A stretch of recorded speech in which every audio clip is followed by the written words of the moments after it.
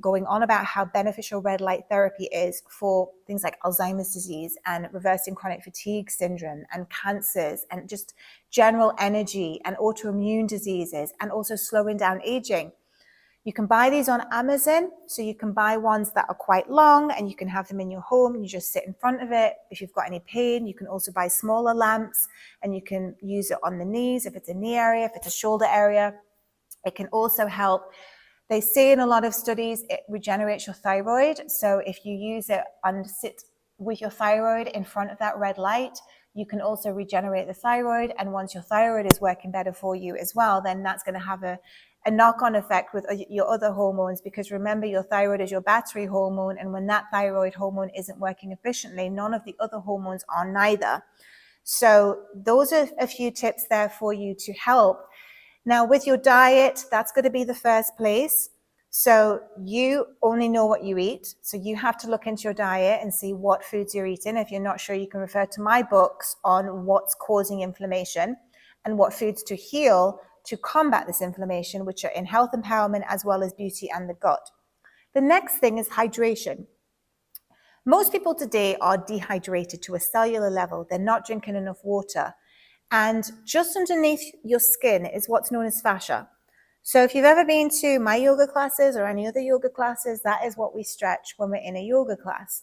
And often as we get older, this fascia starts to tangle. So it's like your hair. It gets into a knot. And whenever your hair is knotty, it's really, really hard to brush the tangles out. And that can be what happens to your fascia as well. It can tangle, it gets sticky. So sometimes when you're in a yoga pose, you may feel this real tightness and stickiness. That's your fascia.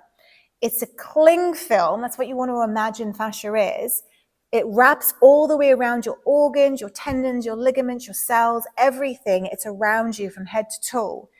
And we're stretching it all the time when we do exercises and yoga, and we need to do massage therapy. We need to do foam rolling, because if we don't do anything like this, it gets sticky, it gets knotted, it gets tight, and then it pulls on things like your joints. And then you can also be getting pain because of your fascia. Now, the other problem today is most of us have rounded backs because of technology. Technology has done this with us, with our phones. We're like this all the time on our phones. So our back is rounded, our shoulders are like this up to our ears, and just general, we've lost our posture.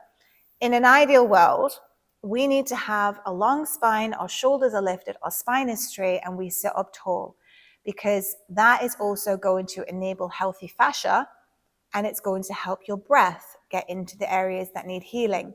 Because what happens when we sit like this, our heart is collapsed. Our breath can't move flowing freely through our body.